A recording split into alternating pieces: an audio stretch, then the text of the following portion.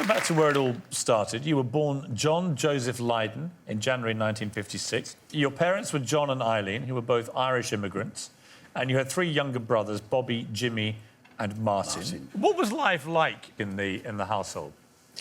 Well, we only had two rooms. The toilet was an outdoors one in the backyard, which was open to the public. What is the reality of living in such cramped conditions when there are so many people there? Closeness is a good thing. I think it ties you together far more importantly than separating. I think it's a very, very good thing for parents to be in the same room as very young children. The bond is then forever. When you were 7 years old, you were diagnosed with meningitis. Do you remember anything about the build-up to it or not? Intense, serious headaches that were so severe. It's just absolutely beyond even screaming in pain or crying. But that was the fluid going into the brain. I did not know that. You're 7 years old, you're getting these terrible headaches. You go into hospital. In hospital for a year, at the coma for 4 months, nearly 4 months, or thereabouts, and then woke up not knowing who I was at all. No memory of anything. I couldn't even walk or talk or nothing, zero. And yet inside, I wanted to communicate, but physically couldn't. To be able to come back and find out who I really was took the next 4 years. And I had to completely believe in what every human being was saying to me in order to find out who I was. And that stuck with me to this day. That's why I can't tolerate liars. I depended on these two strangers telling me they were my parents to believe that. And I was a very, very worried kid at between 7 going on 8, leaving that hospital thinking that I was always part of that institution and they were selling me off to two complete strangers. I had to believe I belonged somewhere. Right. But, I mean, terrifying for your parents. I would say, yeah, absolutely. And I know I shouldn't feel guilt about it, but when I look back on it, the pain they must have, like, gone through, you know, because I knew what I was going through. I just did not know them. So you wake up. Years later, when that memory comes back and it clicks, oh, my God, that's my mum. How could I have not recognised her? How long did it take you to realise these were your parents? A couple of years drifting in and out. My dad took longer. He seemed to me to be this really nasty, aggressive person, and he wasn't at all. It was just his gruff way. I mean, he was very young, my dad, you know, when they had me. Very young. Did your full memory return so that you could remember everything that had... Everything, and quite amazing how much of it came back. Even things that I suppose in normal life I wouldn't have remembered. It's an odd thing, the memory, how it could be stolen from you. But it's always in there somewhere.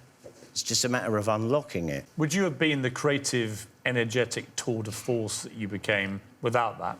I don't know, but let's say it helps. It really does. It strengthens your character. Hello. Morning, John. What was that mimicry? Well, it's a karaoke, really, isn't it? We were looking at it and went when we looked at it this morning, we went, God, it does make you want to watch it, though. That's the thing. So does it? I think that's because the reality is ever so much more important than this pile of nonsense. I mean, the first time I heard about this was January the 4th, 21. Was an email from their manager saying that they wanted me to agree to the publishing rights, which we naturally asked for what? Yeah. And then on the 8th of January, in came another email from Danny Boyle saying he'd taken on the project, but it was short on detail. And that was on a Friday evening by the time I got it. Saturday morning... See, we presumed that we'd be thinking about this all over the weekend, but Saturday morning, my house was invaded by press and media. And my poor wife, Nora, was sitting in the front yard part, and just journalists trying to climb over the wall and cameras and etc., etc. So we were thrown into this without any knowledge of it at all, and still asking the questions. Can we see the script? What is this about? All of this was denied. And you didn't get a script or anything? Nothing, and still to this day, I don't have a clue what they're doing here. Of course I'm upset with that. I'm the man what wrote those songs, right? I gave them their image, I gave them everything. And they've done this rather snidey kind of piece of work behind my back. Do you think, had they in your words... I think if the Disney company wasn't behind them, they wouldn't have behaved this way. Do you think if they'd have just reached out a bit earlier and a bit more well, that would make sense, wouldn't it? Collaborative process, do you think you... Oh, willingly. With more of a chance you get on board with it? Absolutely, willingly. But the decision was made between Disney, Universal Records, their management, and them to exclude me, and they went all out to do that, because almost immediately after those emails, in came the affidavits from Paul and Steve, who told me they were taking me to court for not giving my rights. Now, I never denied my rights to them. Yeah. All right? That was Warner Chappell, the publishing company. Yeah. They withheld because they thought this was a little on the suspect side. I suppose... I'm slammed into a ridiculous court case. Right? Yeah. And a decision by them was made to do all of this some years prior. So they kept this a secret from me for an awful long time. It does seem really unfair that they kept this from you. And the fact that you actually went up against Disney, I mean, who's going to win against big money like that? It's not going to be you. You know it, all right? But I had to stand for my rights. Is there anything in your heart that might watch it and just to see what it's about? Well, I have to, because it's about me. Yeah. It excludes me. And that in itself I find very fascinating. Yeah. I mean, I guess, you know, the counter-argument is it's based on Steve Jones' bio. Hardly, because the very first press that came out over that weekend after the Danny Boyle email was all pictures of me and my wife, Nora. Sure. If it's about Steve Jones, there wasn't a single picture of him. I think the sad thing is that I think most people that know your work and know Danny Boyle's work would say, well, this is actually would be a great collaboration between the two of you. You can make... Because, you know, you forget the Sex Pistols. It's only one album, and yet, you know, the seismic impact that the band had on the world as we know it today, and, you know, obviously the punk movement as a whole, it's just, off the back of one album, it's extraordinary. Very bizarre, because of March, the year prior to me being informed about this project, Danny Boyle had signed up with them and never made any effort to speak to me at all. So his behaviour in this really, really is quite appalling. It seems like a gargantuan effort to deny that I really do exist. How would you like And rather than deal with me, they've gone into this fakery. Yeah. Now, by not showing me the script, that tells me secrecy, and secrecy to me implies lies. And there was a situation prior to this where I had a very, serious confrontation with the band, and it was over a series called The Crown. And in that, again, as per usual, we asked to see the script, and The Crown were good enough to supply the script. But the script was all about riots and people throwing bricks and stones and bottles at the Queen in her carriage in the Jubilee. That never happened. The only people that protested against royalty was the Sex Pistols on our famous boat trip. And so they're denying an actual Sex Pistol legend. And so I said no to that. Sure. And they held that kind of in reserve. So I think the plot elaborates from that. We have to have a right to reply. Disney said Boyles contacted Lydon's management company about the planned series, but direct contact was declined. And Steve Jones said before, if the shoe was on the other foot, no one would have a problem. I'm excited for him to see it. I won't be surprised anything comes out. I'm just excited. Also, Danny Boyle has previously said, I love Lydon for what he does, and I don't want him to like it. I think that he has an absolute right. Why would you change the habit of a lifetime? That's what Danny Boyle says. Sorry apologies for language. Yeah, Johnny, can we just focus on...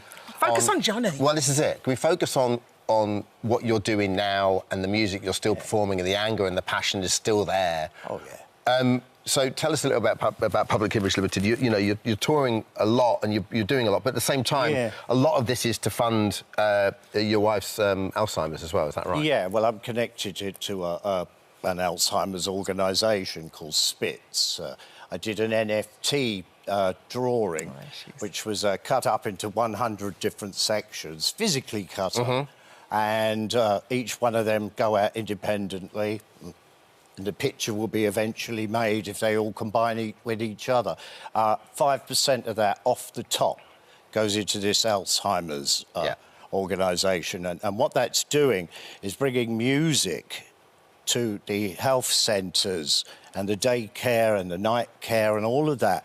And I know this from experience with my lovely wife, that music really, really helps. It brings you back, doesn't it? It's so soothing. Yeah, Nora's suffering really badly with Alzheimer's. Yeah. And comedy and music work wonders with them. It gets the brain firing. So can you imagine, like, I turn up at an Alzheimer's centre and I play on the Joanna, Anarchy done properly. I mean, that's going to be hilarious. I bet they just love it, though, don't they? Yeah. And Johnny, do you still love performing as much as you ever have done? Do you still have the passion and the I love fire? it. I mean, because of COVID, this tour that we're now doing under Public Image Limited was held back. And so my timing has been because of outside influences. But my obligation was always to do this tour. Yeah. And I never, ever let anyone down on my obligations. Yes. Johnny, it's I'm great true to have to you my here. word. Good. It's great to chat to you. It's lovely to see you. Thank you so much for joining us. PA is currently on tour, Public Image Limited. Oh, by the way, around I'll the tell you UK. who should have directed that, Pistols.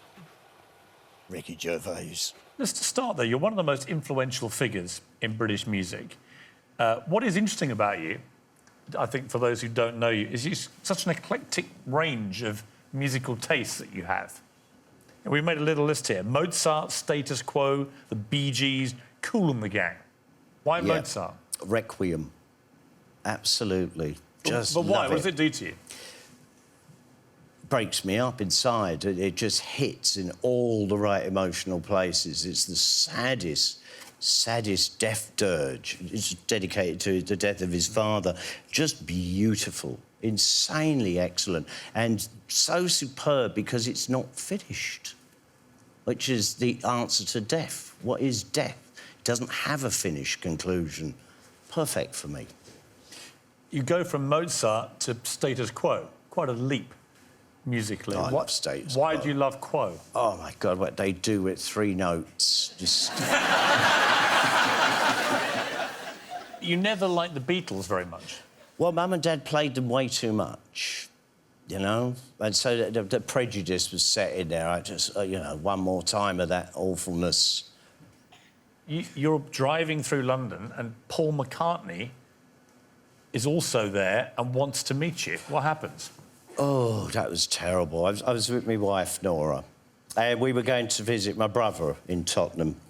And we had to go through past Harrods, and 2 people come running across the street, and it's Paul and Linda McCartney, and they're banging on the cab window. I put the lock down and... I could not cope with it. It was too much. This is, you know, a famous person. Yeah, this is like the most famous person I couldn't on the handle it. planet. Listen, my shyness took over. But you just sped off in your cab, leaving the world's #1 I know. music superstar Yeah, with the standing cab, there. with the cab driver going, bleed now, I've seen it all now. and Nora going, oh, why don't you let them in? No. It's, you know when things take you sometimes by surprise? Bang, it's Paul and Linda. I'm told you get stage fright sometimes so badly you throw up. Always, yeah, terrible. Literally, you throw up. Yeah, no, I can't eat before a gig. Can't. Panic, nerves, fear. Don't want to let people down. Once I get on stage, for instance, there's no shyness at all. Right? Mr. Rotten is full on. But that's like I was kind of made to be that but I was also made to be this shy person also. One works well with the other.